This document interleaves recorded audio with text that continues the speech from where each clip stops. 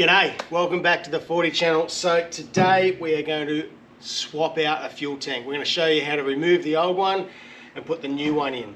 Hopefully it should be pretty straightforward. Now the old one is not in a great condition, and like I said before, I should have done something about it over 12 months ago, but laziness won me over. Anyway, let's get into it.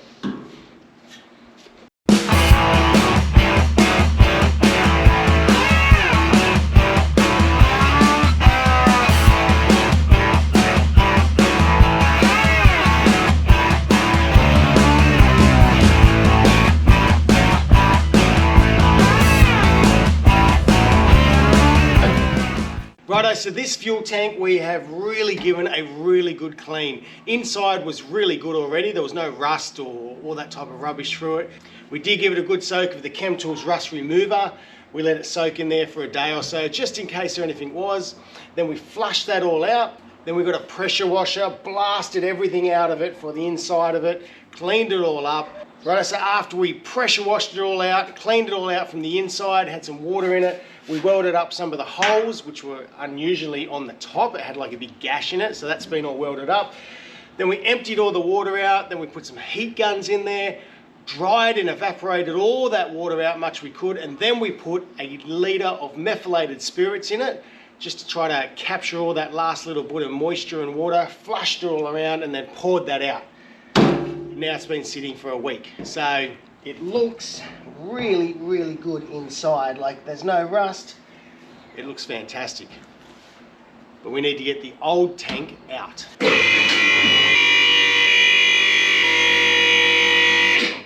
Right, the first thing you want to do, if possible, drive around as much as possible to try to get that tank as low as possible. We don't want too much fuel in here when we dump it out, because you'll be juggling between buckets and jerry cans and all that sort of stuff. Now at the bottom of the fuel tank, conveniently there is a bung. We've pulled this out a number of times trying to flush all that rust out. Again, laziness. I'm going to be using a nice good funnel here that has a mesh, a really fine mesh screen on it, so that'll capture anything that's going to be solid, stop it sort of getting back into the fuel line there. And that's pretty much it. So you need to be prepared that you're going to have a couple other buckets just in case you've got more than 20 litres left in your tank. Alright, now we've just loosened that off. You can see the fuel dripping straight down in there. Next thing I want to do, I'm actually going to lower the hoist. Now if you don't have a hoist, you can still do all this at home. Just put it up on some ramps and juggle whatever you can get under there. We're going to bring that down so it's almost level with the funnel, so that way we have less splashing and all that sort of stuff. Try to control the flow a little bit. Take off the fuel cap. That'll just let air breathe through and help it flow. It's a really good idea to put some safety glasses on because the fuel will splash around a bit.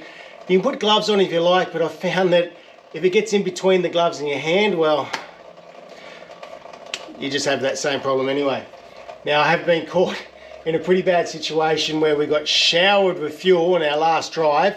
We're trying to flush the lines out. We gave it a bit of a quick blowout with some compressed air backwards, and I was standing right where the filler tank was and just got absolutely showered in fuel.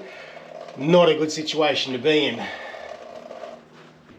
We can drop that bung straight into there and let it flow.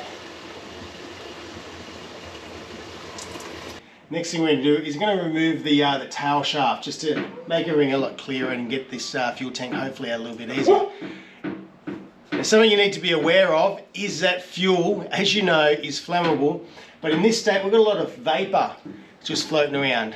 Very explosive. Please be very careful, no grinding. Even some of your battery tools could throw out a spark. Be very aware that you have an explosive atmosphere around you.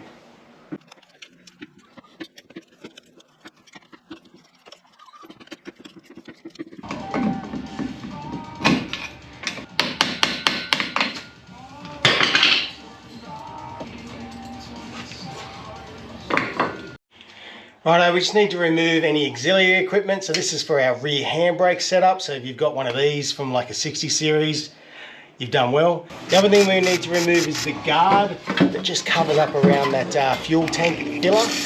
You can pull that off. Then we need to undo the hose clamp. Now that hose clamp was really rusted up, so a bit of Chemtools R1 broke that up, got that off. Now that rubber filler hose has probably been on there since day one, so it's going to be really, really tight. So a couple screwdrivers are going to work our way away just to break it away, so when we try to pull the fuel tank off, we're going to be a little bit ahead of ourselves and try to get it off, otherwise it could become quite difficult. Now the next thing we probably want to try to do, it could be a bit tricky, we've got rocks up here and everything, look at that.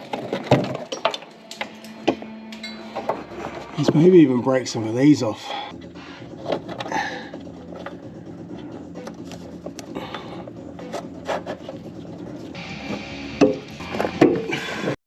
We've got 2 bolts here at the back of the fuel tank. So I'm just going to undo it. There's a lot of thread on here. So we're going to do it so hopefully we can get access to just unplug our sender. Righto, so you can see I've undone that. I can actually get up here into my sender now. Up under here. Old wasp nests.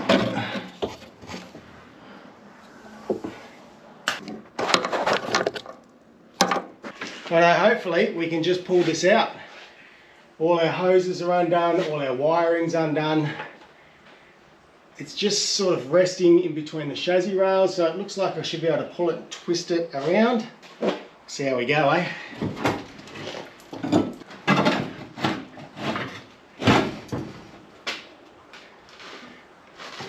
My 60 series handbrake cable is just getting in the way, but it's alright, we'll leave that.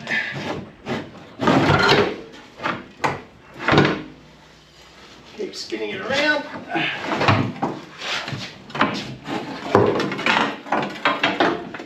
Woo! It's out. Fantastic. Alright, let's get out in the sun and swap all our hoses and stuff over and get ready to put the new tank up.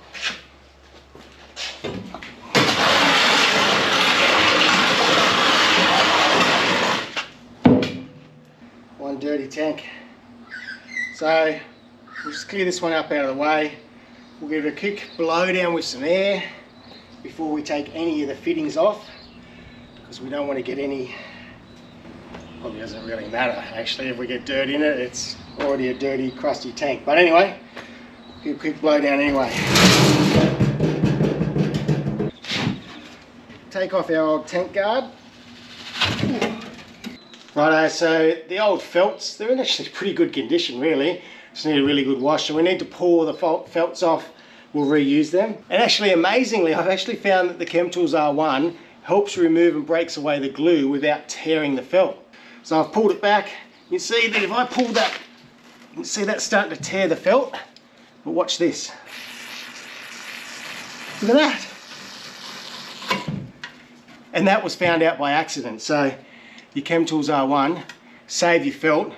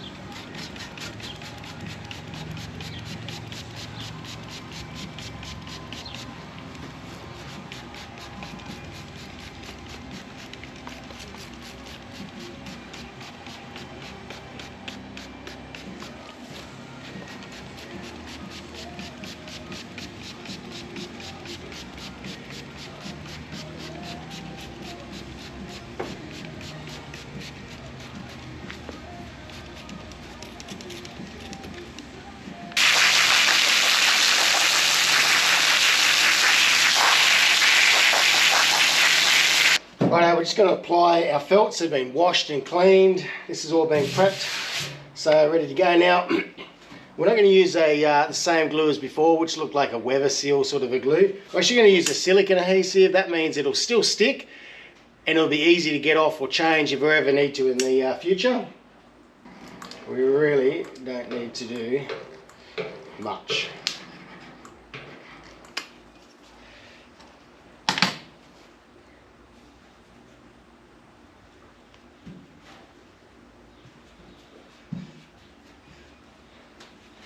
All it's got to do is hold it in place.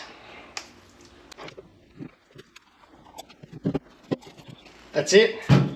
Now we're ready to put it back up. All right, admission time.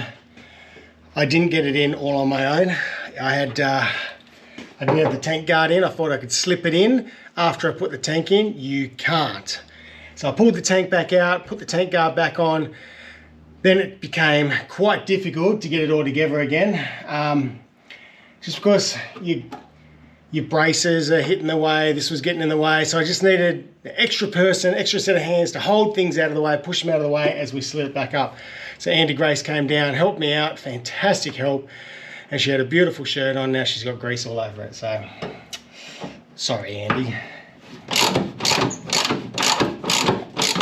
All my wiring's hooked back up, all my hoses are hooked back up, my filler line's hooked back up. I just have one more guard to go on the other side and the drive axle, so that's it. But you need to check out, I took a quick little photo with my phone of the inside of my old tank. Oh my goodness, no matter how many times I would have flushed it out, I would have never got this out. This is absolutely terrible. The rust built up, little rust rocks all through it.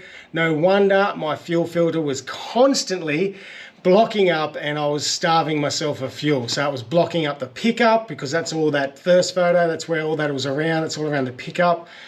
So this tank will make a massive difference to fuel delivery to the barrow motor.